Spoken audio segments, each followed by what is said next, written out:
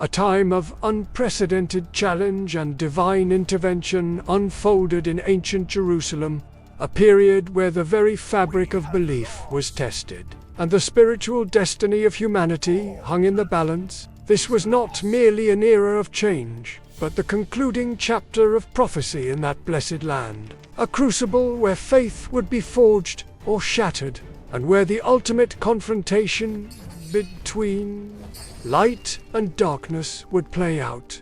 Three extraordinary figures stood at the heart of this unfolding drama, each a beacon of divine guidance, calling humanity back to the sacred. There was Zechariah, a venerable elder whose life was a testament to unwavering devotion, a man of profound wisdom and quiet strength. Then came John, his son, a voice of unyielding truth, spoke with a boldness that knew no fear, a fiery prophet whose words cut through deception like a sword. And finally, Jesus, son of Mary, whose very presence was marked by astonishing miracles, a figure of unparalleled compassion and power, a living testament to divine grace. People were sharply split, believers against disbelievers, supporters against fierce opponents, their hearts hardened or softened by the profound messages these prophets delivered.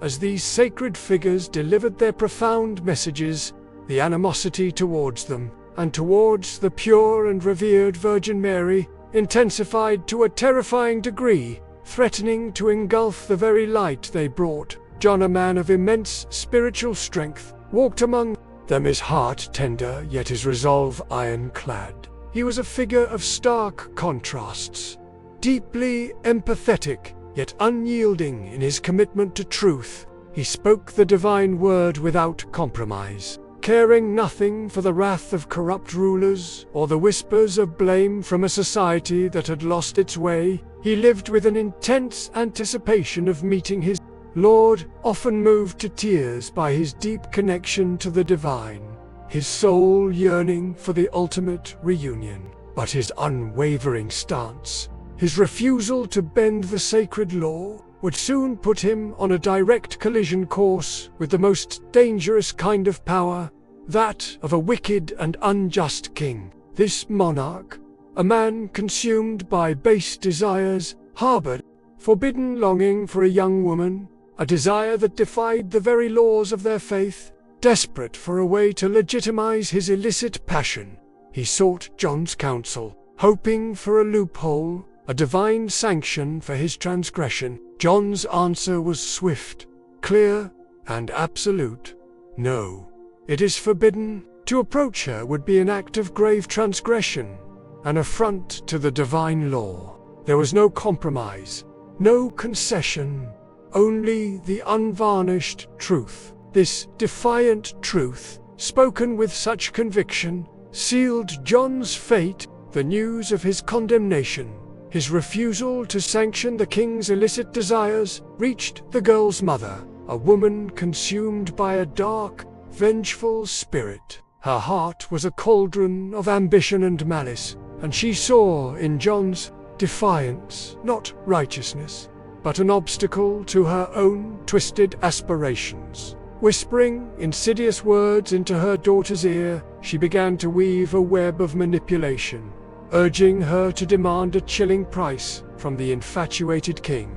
The girl, perhaps naive, perhaps corrupted by her mother's sinister influence, approached the king, her allure a weapon, her beauty a veil for the darkness she carried. She asked for a gift, something he could not refuse, knowing his weakness, and with a chilling resolve that sent shivers down the spines of those who heard it, she uttered the unspeakable. "I want the silencing of John." The king, though momentarily taken aback, hesitated only briefly. His own dark desires, coupled with her relentless persuasion, broke his fragile will.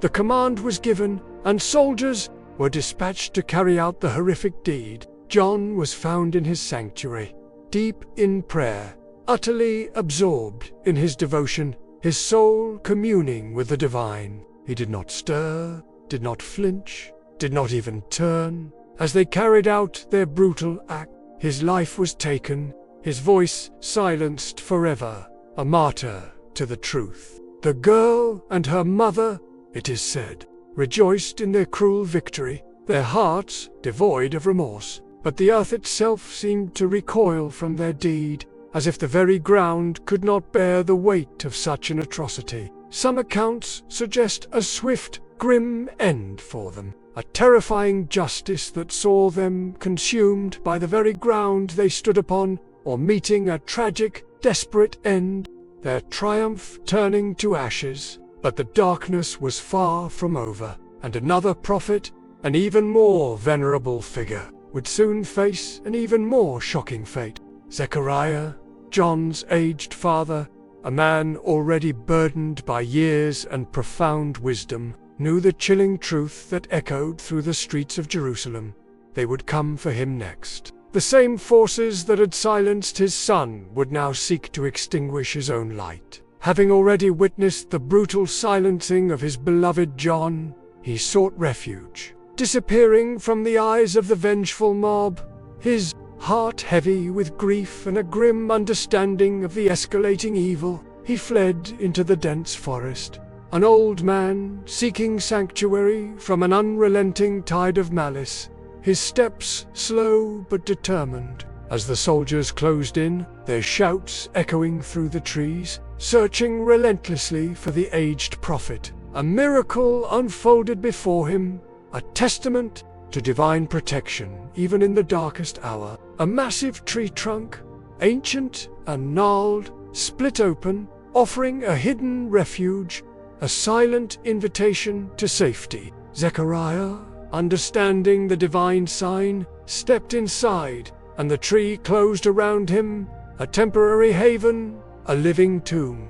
But an ancient, malevolent force, the very embodiment of evil, was lurking, a shadowy presence that had orchestrated much of the suffering. This unseen entity, the first Satan, observing Zechariah's desperate escape, seized a moment of vulnerability. With cunning malice, it subtly tugged at the prophet's garment, leaving a telltale piece of cloth exposed outside the tree, a cruel clue for his pursuers. Then, transforming into a human form, it appeared before the searching soldiers, its eyes glinting with dark satisfaction. "Whom do you seek?" the sinister figure asked, feigning innocence. "Zechariah," they replied, their voices gruff. "Have you seen him?" "Indeed," he said, pointing to the tree with a deceptive gesture. "He entered right here." The soldiers scoffed, thinking him mad, their faces contorted in disbelief. "Are you mocking us, old man?" they growled. But the malevolent entity, with a chilling smile, pointed to the exposed garment. "Look," he urged, his voice dripping with false concern. "His clothing, it is proof." A wave of dread washed over the soldiers as they saw the fabric, undeniable evidence. "What should we do?" they asked, their voices now tinged with a horrifying realization. "Cut it," came the chilling reply. The words, "a death." Cut the tree with him inside. They brought a saw, a tool of carpentry, now twisted into an instrument of unspeakable torment, its teeth gleaming ominously. They began to saw through the ancient wood, the rhythmic rasping sound a horrifying prelude to the agony within. Zechariah, within, felt the unimaginable, the sharp teeth of the saw approaching his very flesh. A groan escaped him, a cry of profound agony, a sound that spoke of the deepest human suffering. But then, a divine whisper reached him, a voice that transcended the physical pain. "O Zechariah, if your groaning does not cease, I will overturn the earth with those on it." In that moment of ultimate suffering, as the saw bit into his body, Zech made a choice that defied human comprehension. Out of boundless mercy for humanity, a compassion that mirrored the divine, he held back his pain, silencing his cries. Enduring the torment without a sound, they continued to saw, and Zechariah, the old prophet, the man of profound mercy, met his end within the tree. a testament to a love for humanity that transcended even the most brutal torment. With 2 prophets gone, brutally silenced by the forces of darkness, the ultimate test awaited the last, the one who would shake the very foundations of their world. Now, only Jesus, Son of Mary, remained a solitary voice calling to God, his message echoing through a land steeped in sorrow and injustice. He continued his mission undeterred by the loss of his kin, spreading the divine message of love, forgiveness, and truth. He brought glad tidings of a prophet who would come after him, whose name would be Ahmad, a future light for humanity. He performed astonishing miracles, healing the sick with a touch, giving sight to the blind with a word, and even breathing life into clay figures, each act a profound demonstration of divine power. Yet, despite these clear signs, these undeniable proofs of his divine connection, the hostility against him only intensified. Accusations of sorcery and deception mounted, whispered by those whose hearts were hardened by envy and fear. The Jewish leadership, consumed by their own power and traditions, saw him as a threat, a disruptor of their established order. They sought to eliminate him, to extinguish this radiant light that exposed their darkness. And they planned, and God planned, and God is the best of planners. The stage was set for a divine counterplan, a twist that would defy all human expectation, a profound act of salvation that would forever alter the course of history. Jesus, knowing his time on earth was drawing to a close, knowing the plots against him were reaching their climax, gathered his 12 closest companions, his beloved disciples, in a hidden house. It was a clandestine meeting, a final communion before the storm. He advised them, his words filled with both love and solemnity, instructing each on where to go and how to continue the divine call after his departure, entrusting them with the sacred mission. He spoke of a painful truth, a prophecy that would sting their hearts. Indeed, among you is one who will disbelieve in me 12 times. It was a prophecy of betrayal, a stark reminder of the human element in their sacred mission, the fragility of even the strongest bonds. Soon, the mob, incited by those who sought his end, their faces contorted with malice, surrounded the house, their angry shouts echoing through the night, demanding his surrender. The door was secured, bolted against the raging storm outside, but an opening above, like a skylight, offered a glimpse of the heavens, a portal to another reality. Jesus revealed the divine plan, a revelation that would stun his disciples. Indeed, God is raising me now. I will ascend from you, I will disappear, I will hide from you now. So whoever goes out to them, my likeness will be cast upon him. He will become like me, resembling me, and they will do with him what they wish. And he will be my companion in paradise, in the same degree as me. A young man, filled with unwavering faith and a profound love for his master, bravely volunteered, stepping forward without hesitation as Jesus ascended, taken by an angel, his head dripping with water, a vision of purity and grace. His likeness was cast upon this courageous disciple. The mob stormed the house, breaking down the door, their eyes blazing with triumph as they seized the one they believed to be Jesus. It was not Jesus.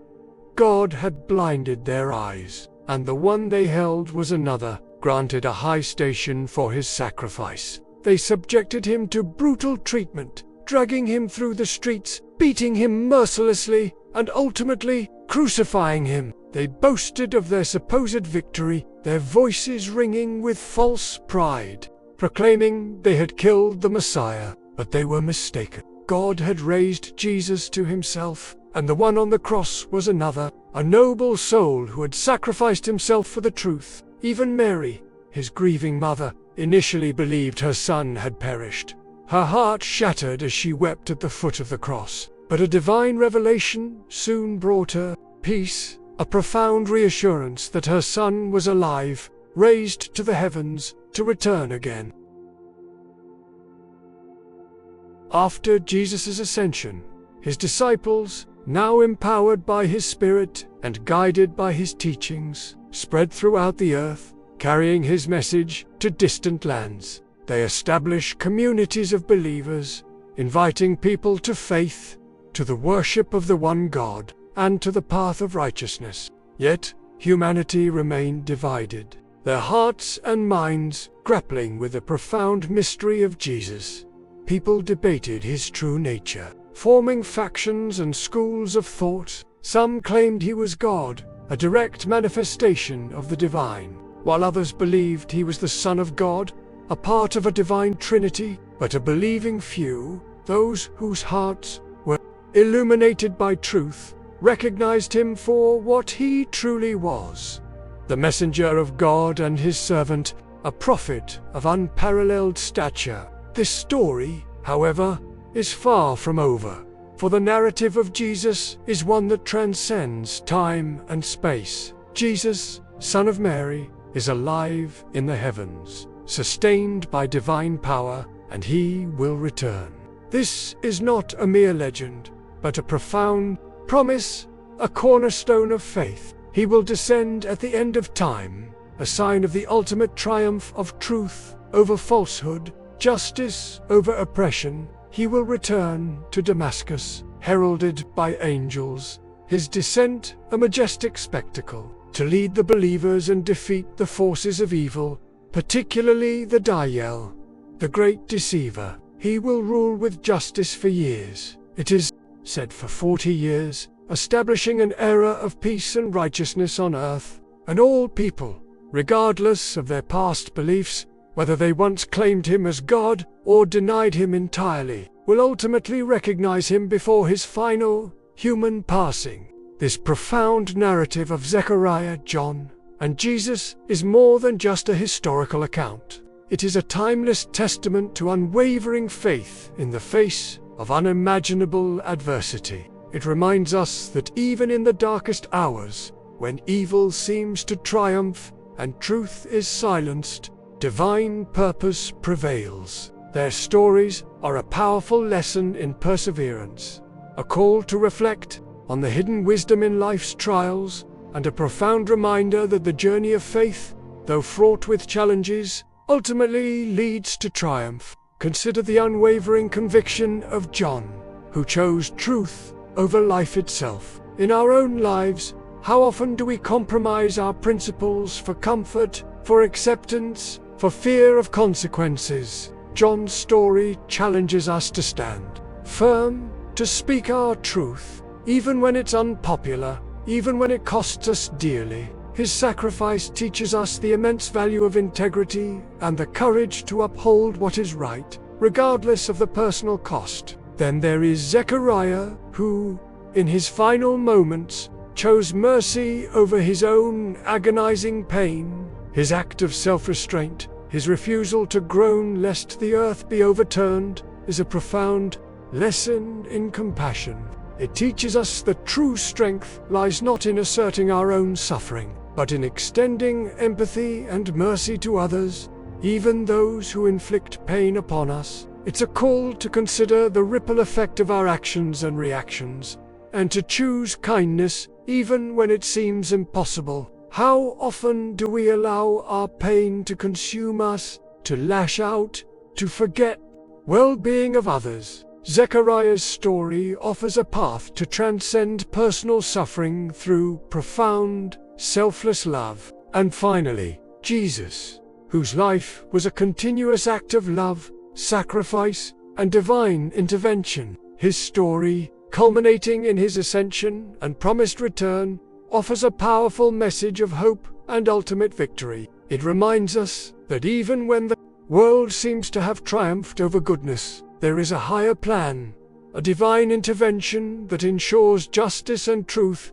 will ultimately prevail. His teachings of compassion, forgiveness, and unwavering faith provide a blueprint for navigating the complexities of human existence, In a world filled with division and despair, Jesus' narrative inspires us to seek unity, practice forgiveness, and to hold on to the unwavering belief that light will always overcome darkness. These prophets, through their lives and their ultimate sacrifices, offer us profound wisdom for our own journeys. They teach us that true strength is found in conviction, true compassion in selflessness, and true hope in divine promise. Their stories are not just ancient tales, but living lessons, urging us to examine our own lives, to find the courage to stand for truth, to extend mercy to others, and to hold on to faith, knowing that the ultimate victory belongs to the righteous.